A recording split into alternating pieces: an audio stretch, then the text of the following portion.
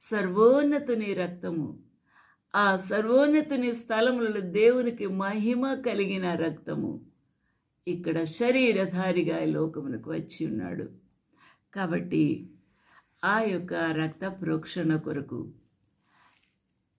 ఏ తెచ్చిన ప్రభు దావీదు పట్టణమందు పుట్టి ఉన్నాడు అనే గొప్ప సువర్తమానము.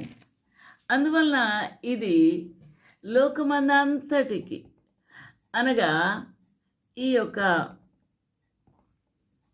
ప్రజలందరికీ, అనగా ఈ లోకములు ఎవరున్నారండి? ప్రజలే ఉన్నారు, జంతువులు కూడా ఉన్నాయి.